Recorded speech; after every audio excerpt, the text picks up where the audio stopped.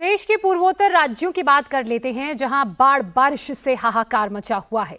असम के 22 जिलों में 5.5 लाख से ज्यादा लोग बाढ़ से प्रभावित हुए हैं। तो वहीं मणिपुर की बात की जाए तो यहां इम्फाल घाटी और उसके आसपास के क्षेत्रों में मूसलाधार बारिश और बाढ़ के चलते जनजीवन पूरी तरह से अस्त व्यस्त हो गया है। ऐसे कठिन हालात और वक्त से निपटने के लिए भारतीय सेना युद्ध स्तर पर जुटी हुई है। सेना बाढ़ में फंसे लोगों का रेस्क्यू करने, राहत सामग्री उन तक पहुंचाने के लिए ऑपरेशन चला रही है। इस ऑपरेशन को जल राहत 2 के नाम से चलाया जा रहा है।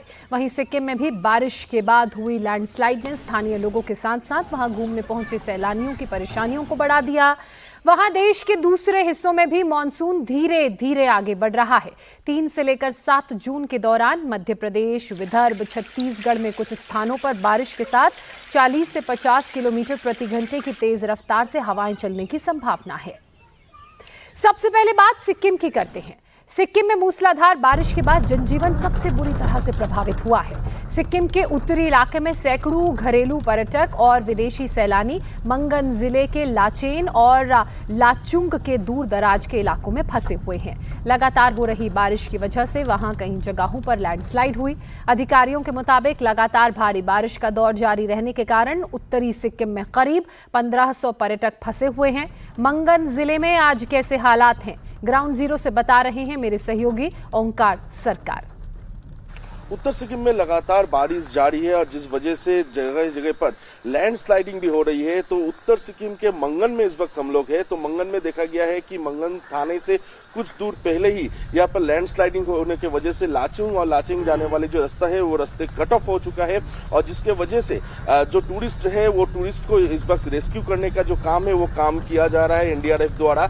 और जैसे कि यहाँ पर यानी कि यहाँ पर मंगन पर जैसे कि बारिश बहुत तेज हो रही है। कल रात भी बारिश हो रही थी, आज सुबह भी बारिश देखने को मिल रहा है। और ये है मंगन का दिखाने की कोशिश करूंगा। ये एक टूरिस्ट प्लेस है जो मंगन होते हुए लाचुंग और लाचेंग की तरफ जो रास्ता जाती है। इस रास्ते में लगातार बारिश होने की वजह से और लैंडस्लाइडिंग होने की वजह से यहाँ पर जो टूरिस्ट थे वो टूरिस्ट भी नहीं आ पा रहे हैं। लगभग हर एक दुकान यहाँ पर बंद नजर आ रहे हैं क्योंकि यहाँ पर सिक्किम गवर्नमेंट की तरफ से लाचुंग और लाचेंग की टूरिस्ट जो प्लेस है उस टूरिस्ट प्लेस में जाने के लिए मना कर दी गई है, जिसकी वजह से यह मंगन पे लगभग खाली दिखाई पड़ रहा है। क्योंकि इस वक्त जैसे कि देखा जाता है हर साल यहाँ पर बहुत सारा टूरिस्ट यहाँ पर मौजूद रहते हैं, लेकिन इस हालात की वजह से फिलहाल टूरिस्ट तो नहीं है। और इसके साथ साथ प्रशासन की तरफ से हर एक बंदोबस्त यहाँ पर किए ही है क्योंकि यह एक लैंडस्लाइडिंग एरिया है। तो इसकी वजह से जितने भी लोग यहाँ पर रहते हैं उनको सही सलामत शिफ्ट करवाने का जो काम है वो काम भी प्रशासन की तरफ से की गई है। सब कुल मिलाकर जितने भी प्रशासन की तरफ से हर एक कोशिश किया जा रहा है कि ताकि जान माल की और कोई भी क्षति ना हो। कैमरा पर्सन सुजीत दास के साथ ओंकार सरकार, इंडिया टीवी, मंगन। सिक्किम के मंगन के हालात आपने देखे। वहीं पूर्वोत्तर में बाढ़ बारिश की वजह से लाखों जिंदगियां इस वक्त संकट में हैं। बाढ़ और भूस्खलन की वजह से 37 लोग अब तक जान गंवा चुके हैं। कई राज्यों में लाखों लोग जल प्रलय से प्रभावित हैं। बाढ़ की वजह से बुनियादी ढांचे को भी भारी नुकसान पहुंचा है और लाखों लोगों को राहत शिविरों में भी शरण लेनी पड़ी है। राहत बचाव का कार्य एनडीआरएफ, एसडीआरएफ, सेना की मदद से तेजी से किया जा रहा है। सिक्किम से लेकर असम, मणिपुर, त्रिपुरा, मिजोरम और अरुणाचल प्रदेश तक हालात बेहद गंभीर बने हुए हैं। आसमान से बरसती आफत ने सिर्फ जनजीवन को ही नहीं प्रभावित किया है, बल्कि कई जिंदगियों को भी ये आफत निगल चुकी है।